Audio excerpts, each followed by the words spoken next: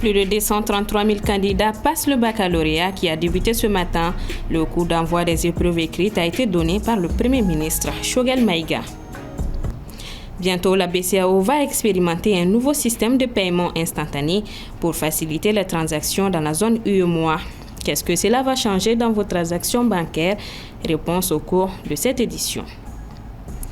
L'artiste malienne Rokia Traoré a été arrêtée ce week-end en Italie. D'amples informations dans ce journal. Mesdames et messieurs, bonsoir. Nous ouvrons ce journal avec le déplacement du président de la transition, le colonel Assimi Goïta, qui se rendra demain mardi au Burkina Faso dans le cadre d'une visite d'amitié et de travail. Les dirigeants des deux pays vont passer en revue les relations de coopération. Ils échangeront notamment sur les défis de la lutte contre le terrorisme et ceux liés au développement socio-économique ainsi que les perspectives de l'AES. Les épreuves écrites du baccalauréat ont commencé ce lundi 24 juin et se poursuivront jusqu'au jeudi 27. Le lancement officiel qui a eu lieu au lycée Prosper Camara de Bamako s'est fait sous l'œil du Premier ministre, accompagné de plusieurs membres du gouvernement. Soumaïla Fani. Contre 209 800 candidats l'an dernier et 192 400 en 2022, ils sont cette année plus de 233 000 candidats inscrits à l'examen du baccalauréat session de juin 2024. Répartis entre 506 centres d'examen à travers le pays, ces épreuves se déroulent sur l'ensemble du territoire national, y compris à Bassikuna en Mauritanie où composent 152 candidats. L'examen se passe, comme tu l'as dit, sur l'ensemble du territoire national. De Kaï à Minaka en passant par Kidal, Raourous, Gao, Tombouctou, Douanza, Banyangara, partout. Pour le PAC, nous avons un peu durci les mesures. Par exemple, nous avons dit que toutes les écoles qui sont retenues comme centre, là, le personnel qui n'est pas impliqué est invité à rester à la maison. Nous avons décidé que les ateliers soient fermés dans les établissements d'enseignement technique et professionnel. Nous avons décidé aussi que qui n'est pas conformément au règlement des examens, nous avons décidé aussi qu'il n'y ait pas de va-et-vient des enfants. Les enfants n'ont droit qu'à une seule sortie temporaire après avoir épuisé la moitié du temps pour lequel l'épreuve est prévue. Au lycée Prosper Camara de Bamako, où composent les candidats en série sciences économiques, le Premier ministre, accompagné d'une forte délégation ministérielle, a ouvert la première enveloppe. Leur devoir, c'est de donner satisfaction aux parents, satisfaction au président, satisfaction au gouvernement, satisfaction au peuple malien. C'est ce qu'on attend d'eux. Et je suis sûr qu'ils vont donner cette satisfaction. Je suis convaincu que si nous tenons un bon système éducatif, si les enseignants sont considérés comme il faut, si les élèves font régulièrement leur travail, notre pays va aller de l'avant. Rien ne va nous arrêter. Notre avenir dépend de ces deux corps, les enseignants et les élèves. Après une année scolaire apaisée, pendant laquelle les programmes ont été entièrement exécutés, le chef du département de l'éducation s'est dit confiant. Au niveau des candidats, c'est la confiance en soi. L'année scolaire a été normale. Les enseignements ont été normalement dispensés. Les savoirs sont entre leurs mains, entre les mains des candidats. Ce qu'on va leur demander ce matin ou ce qu'on leur demande déjà, c'est ce qu'ils ont vu en classe. Comme je le disais, il n'y a rien de sorcier dans les examens. Il faut avoir été assidu au cours de l'année scolaire. Il faut avoir appris ce qui est au programme.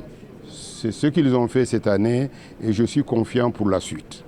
Prévu cette année du 24 au 27 juin, le baccalauréat, qui ouvre l'accès aux études universitaires et supérieures, est une étape cruciale dans notre système éducatif, d'où cette mobilisation solennelle pour son bon déroulement.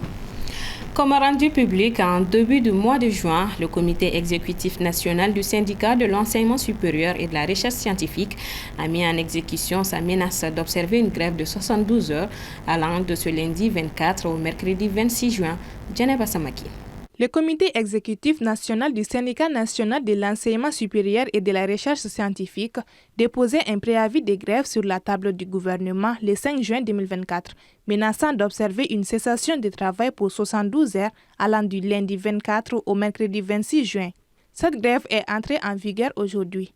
Les syndicats de l'enseignement supérieur réclament entre autres le paiement immédiat et intégral des heures supplémentaires et des frais des tâches liées aux examens, l'application immédiate de la prime de recherche et la prise en compte de l'indice 3000 dans le cadre de l'harmonisation de la grille des salaires. À cette liste s'ajoute l'octroi d'un passeport de service aux enseignants-chercheurs. Alors, ces points sont la suite logique des grèves qui se sont succédées pendant l'année universitaire passée, à savoir la prime de recherche qui est inscrite depuis 2017 dans la loi qui régit le statut de l'enseignant-chercheur. La sécurité de l'espace universitaire.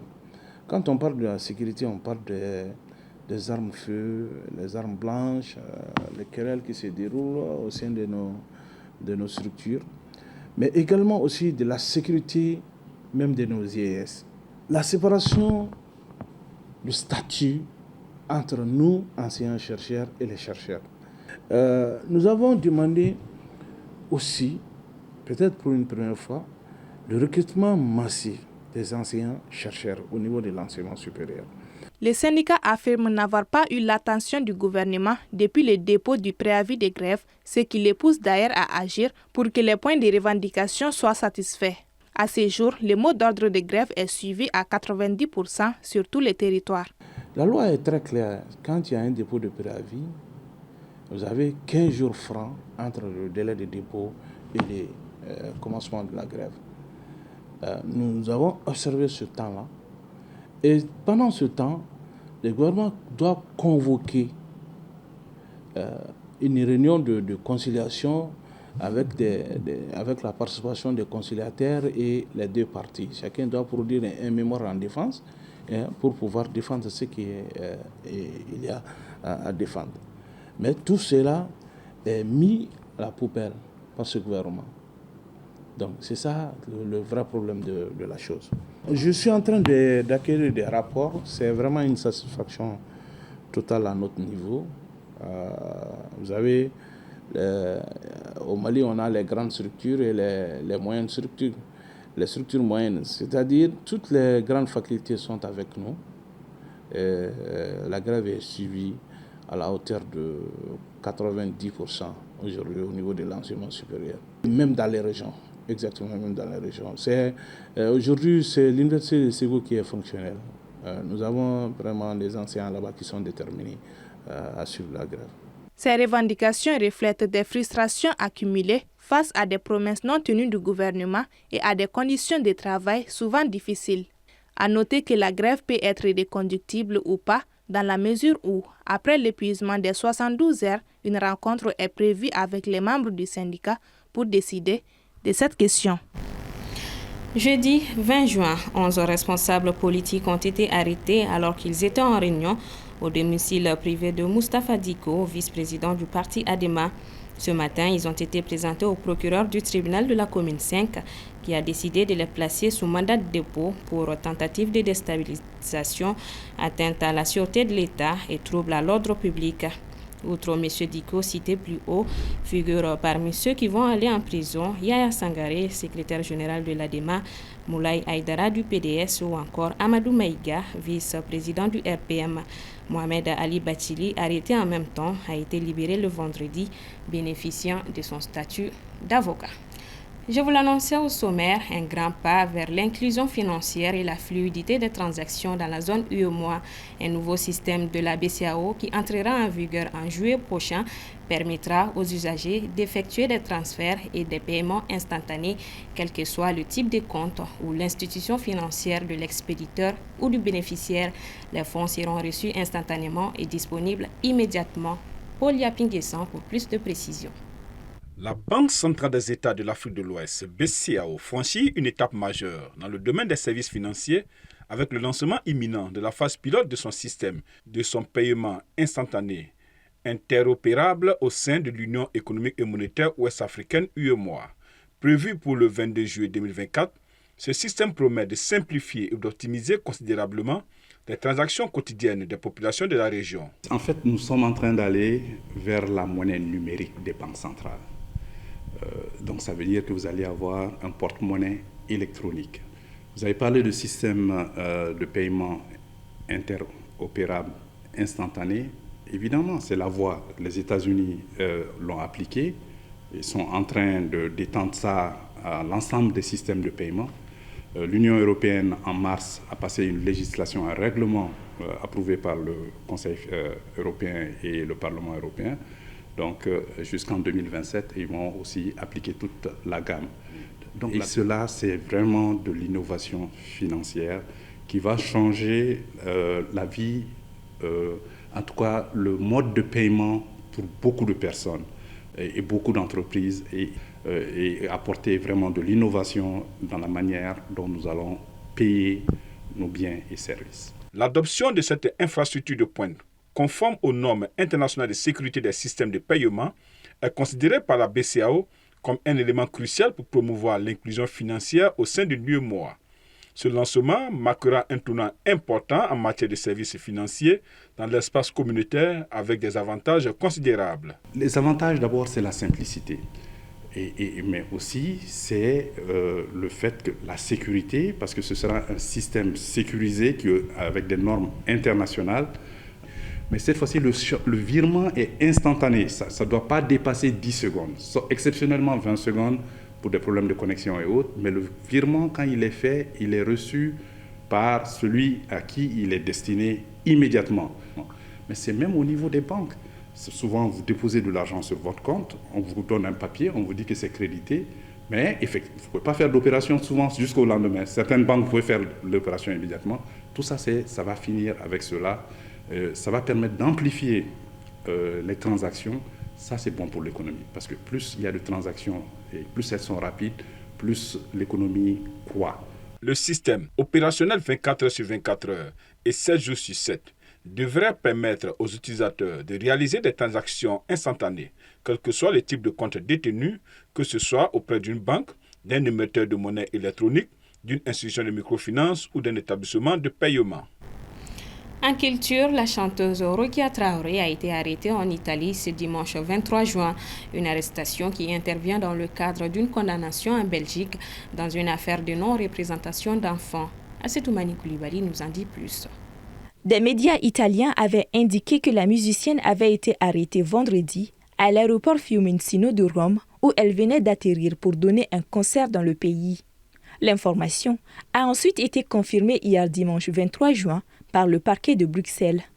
Ce dernier a indiqué que l'arrestation de Rokia Traoré en Italie fait suite à une décision du tribunal correctionnel de Bruxelles du 18 octobre 2023 ayant condamné la concernée par défaut à une peine de 2 ans d'emprisonnement du chef de non-représentation d'enfants à la personne en ayant la garde. Les autorités italiennes n'ont pas commenté l'information pour le moment. La chanteuse et guitariste malienne avait déjà été condamnée par défaut en mars 2020 à Paris en vertu d'un mandat d'arrêt européen car un tribunal belge lui avait ordonné de rendre sa fille, âgée aujourd'hui de 9 ans, à son père belge. En dépit d'une interdiction de quitter la France, elle s'était envolée avec sa fille pour le Mali. Cette année-là, le gouvernement malien avait plaidé pour un retour équilibré entre Rokia Traoré et le père de son enfant qui n'avait que 5 ans à cette époque. Selon l'avocat belge Sven Marie, qui représente le père de l'enfant, Johan Gossens, le père a ces dernières années très régulièrement proposé à Rokia Traoré de conclure un nouvel accord familial validé par les justices maliennes et belges afin de sortir de cette situation et de garantir à leur fille un avenir avec ses 2 parents. Contacté ce lundi, le ministère de la Culture nous a révélé que les autorités maliennes sont à pied d'œuvre pour apaiser la situation entre les 2 parties et assurer le nécessaire à Rokia Traoré dans cette affaire. Un avocat a d'ailleurs été mis à disposition par les autorités par le biais du ministère des Affaires étrangères. Le nombre de décès pour le pèlerinage de 2024 est désormais estimé à plus de 1000 pèlerins, selon le bilan officiel annoncé par les autorités saoudiennes. Le plus grand nombre de décès est compté en Afrique. Aminata Keita. Si la semaine dernière, on évoquait plus de 550 morts dans les rangs des pèlerins du Hajj 2024, le bilan a doublé depuis lors. Aujourd'hui, le bilan fait état de plus de 1000 morts de différentes nationalités au cours du Hajj 2024. Les plus grosses pertes sont enregistrées au niveau des pèlerins égyptiens avec un total de 658 décès. Selon TV5 Monde, 630 d'entre eux étaient dépourvus d'autorisation officielle pour le pèlerinage, ce qui leur interdit l'accès aux installations climatisées. L'Égypte a par ailleurs sanctionné plusieurs agences. Au-delà de l'Égypte, l'Indonésie dénombre 132 pèlerins décédés, l'Inde avec 68, la Jordanie avec 60, la Tunisie avec 35, le Kurdistan irakien 13 pèlerins, le Burkina a annoncé 6 décès du côté de ses ressortissants, le Sénégal 5 décès, l'Iran a annoncé des décès sans préciser de chiffres exacts. Au Mali, aucune annonce officielle pour l'heure par rapport à des Maliens décédés courant le Hajj. L'Association des agences de voyage affirme être à pied d'œuvre pour déceler s'il y a des Maliens parmi les victimes. Certains pays considèrent l'Arabie saoudite comme responsable des nombreux décès pour manque d'ambulances et d'équipements nécessaires. Les autorités de Riyad rejettent la responsabilité et déclarent que les pèlerins morts ne sont pas officiellement enregistrés. La chaleur torride qui règne en Arabie saoudite avec des températures grimpant jusqu'à 51,8 degrés Celsius est l'un des principaux facteurs à l'origine du nombre élevé de décès. D'autres ont succombé des suites de maladies. Au Mali, les 2 premiers vols de la filière gouvernementale transportant les pèlerins sont arrivés hier dimanche 23 juin. Le 3e arrivera aujourd'hui, le 4e demain, le 5e arrivera mercredi 26 juin. L'arrivée du dernier vol est prévue pour le jeudi 27 juin 2024. À noter qu'au total, 1,8 million de personnes ont participé au Hajj 2024, parmi eux 13 323 pèlerins maliens. Point final à ce 1945. Merci à vous de l'avoir suivi. Tout à l'heure, Foroba Kuma avec Vieblé et ses invités. Bonsoir à tous et à demain.